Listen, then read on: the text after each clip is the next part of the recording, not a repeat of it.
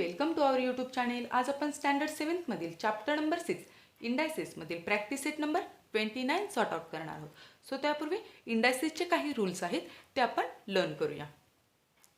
So see the laws of indices. If a is a non-zero number and m and n are integers, then हे जे law तयार होतात इथं आपण a हा बेस म्हणून कन्सिडर केलेला आहे प्रत्येक ठिकाणी आणि m आणि n ह्या त्याच्या पॉवर दॅट मीन्स इंडेक्स म्हणून कन्सिडर केलेला आहे. सो पहिला आपला लॉ काय आहे? a raised to m into a raised to n is equal to a raised to m plus n. That means base जर सेम असेल आणि त्यांच्यामध्ये जर मल्टिप्लिकेशन असेल तर तो बेस ॲज इट इज राहतो आणि या ज्या पॉवर्स आहेत त्यांच्यामध्ये ॲडिशन होत असते. Is it clear? Once again, base जर सेम असेल आणि त्यांच्यामध्ये मल्टिप्लिकेशन असेल तर बेस हा ए आहे आणि इथंसुद्धा ए आहे.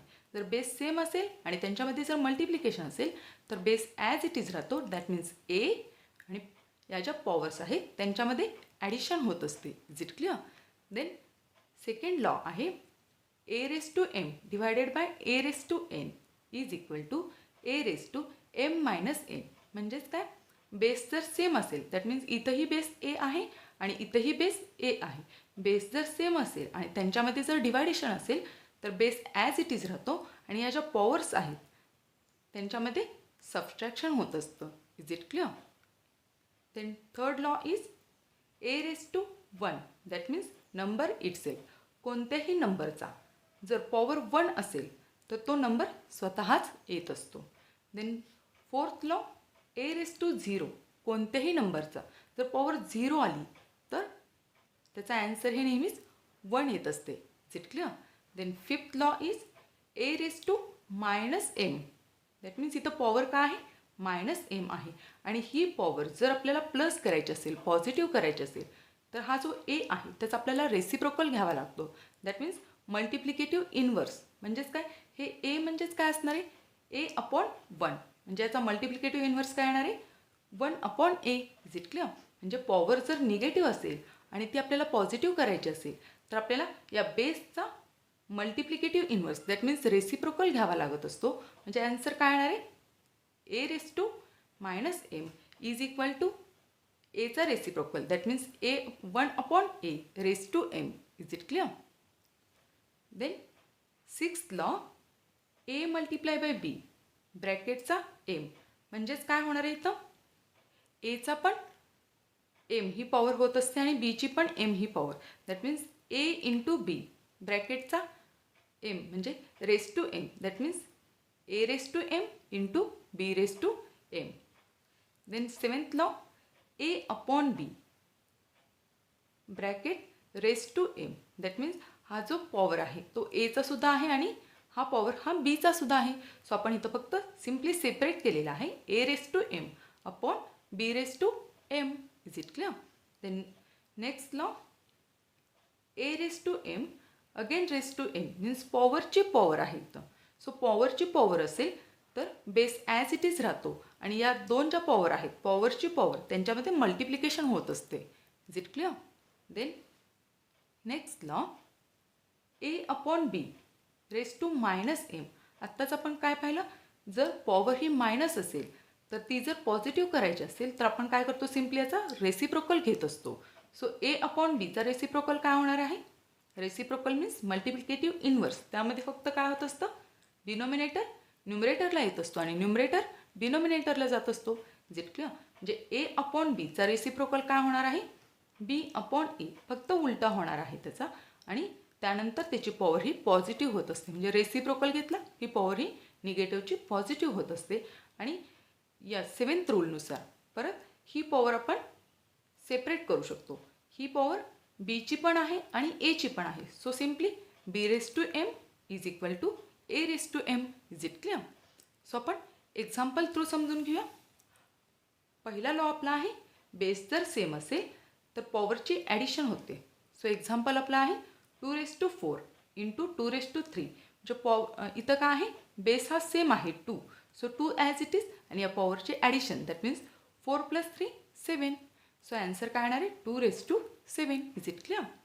Then next rule A raise to M divided by A raise to N म्हणजे डिव्हायडेशन असेल आणि बेस जर सेम असेल तर पॉवरची subtraction. Example 6 raise to 4 divided by 6 square. Base as it is 6 आणि पॉवरची subtraction that means 4 minus 2 is equal to 2 that means 6 square. Is it clear?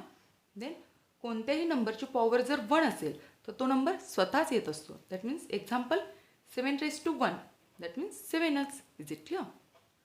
कोणत्याही नंबरची पॉवर जर 0 असेल तर नंबर हे ॲन्सर 1 येत असतं. So example 5 raise to 0 answer हे 1 आलेलं आहे. Is it clear? नंबरची पॉवर जर निगेटिव्ह असेल तर पॉझिटिव्ह करण्यासाठी तो नंबर जो आहे बेस आहे तो आपल्याला रेसिप्रोकलमध्ये घ्यावा लागत असतो. So 7 raise to -10 that means -10चं जर +10 करायचं असेल तर 7चं आपल्याला रेसिप्रोकल घ्यावा लागणार आहे.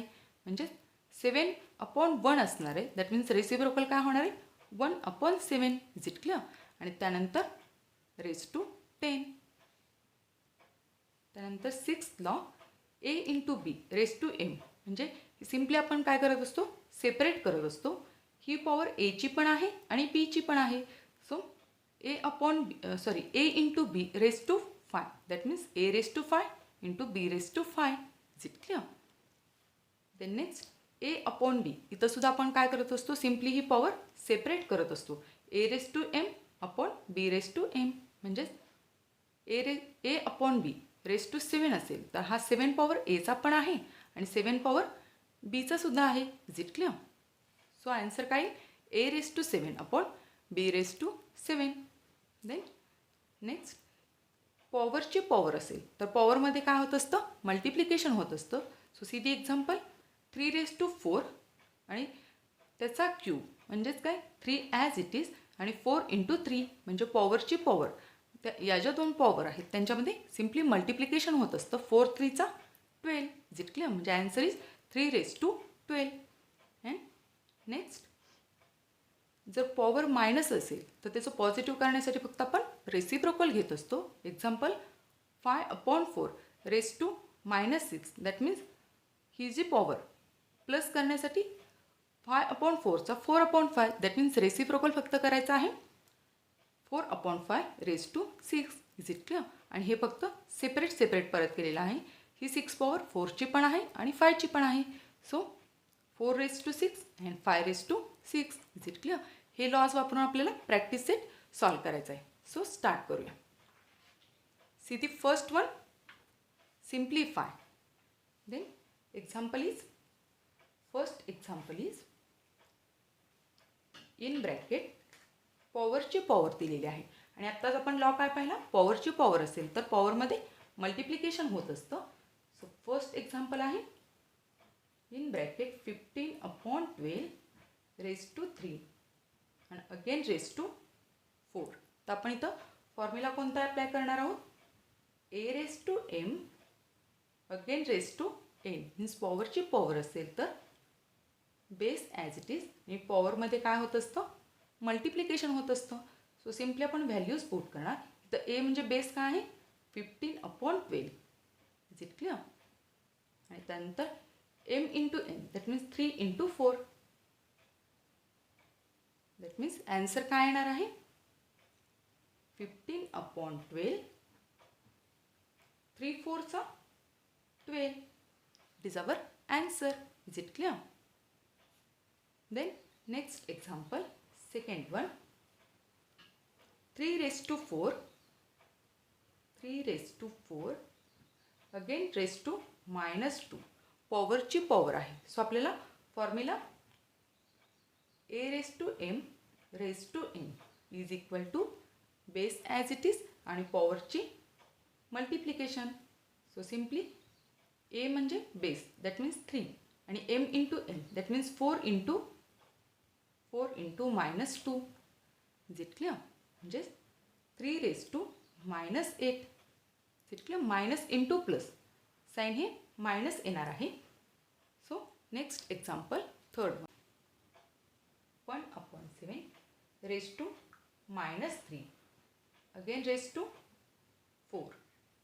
पण सिम्पली फॉर्म्युला कोणता अप्लाय करणार आहे A raise to M raise to N means पॉवरची पॉवर असेल तर आपण बेस ॲज इट इज आणि पॉवरमध्ये multiplication. Is it clear?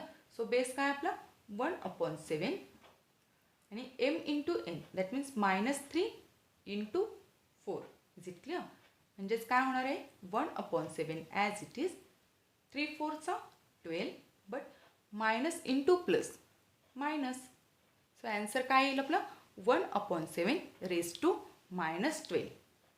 Is it clear? Then next, fourth example. Fourth one is 2/5. 2/5 raised to -2. Again raised to -3. Simply आपल्याला formula apply करायचा आहे.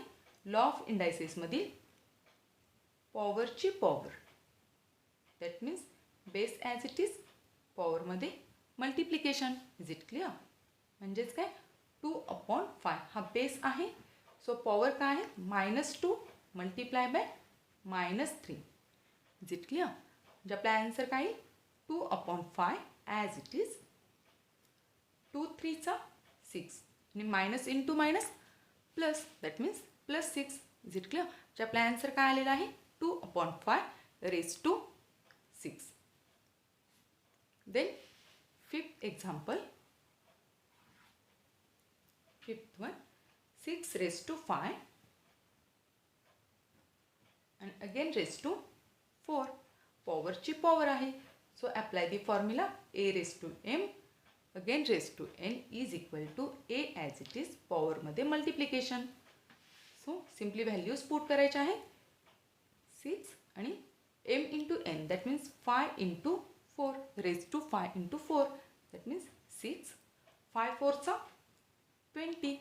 So आपला ॲन्सर काय येणार आहे 6 raised to 20. Then next example sixth one. Sixth example is 6/7 raised to 5 and again raised to 2 that means याचा square. So simply apply करायचं आहे फॉर्म्युला पॉवरची power that means a raised to m raised to n that means base as it is पॉवरमध्ये multiplication. So simply a म्हणजे base 6/7 आणि power काय आहे तिथं 5 इंटू 2. म्हणजेच आपला ॲन्सर काय होईल 6/7 raise to 10. Is it clear? It is too much simple. फक्त आपल्याला फॉर्म्युला ॲप्लाय करायचा आहे that means law of indices follow करायचे आहेत. Then seventh is 2/3 raise to 4 आणि परत raise to 5. Is it clear? Same formula apply करायचा आहे a raise to m again raised to n that means a raised to m into n. a का आहे 2/3 raised to m into n that means -4 into 5. Is it clear? म्हणजे आपला answer काय येणार आहे 2/3 as it is minus into plus मायनसमध्ये answer येणार आहे 4 into 5 that means -20. Is it clear? So next example 8th one. See the example 5/8 raised to 3 and again raised to -2. So simply apply the formula a raised to m raised to n is equal to a as it is m into n. So a 5/8 आहे आणि power 3 into -2 म्हणजेच काय 5/8 as it is आणि त्यानंतर 3 into 2 that means 6 but plus into minus minus. Is it clear? Then next example 9th one.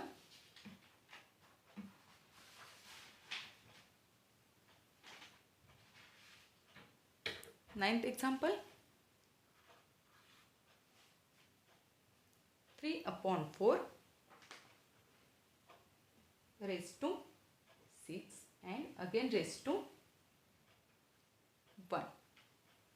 So simply apply the law a raised to m raised to n. That means a raised to m into n.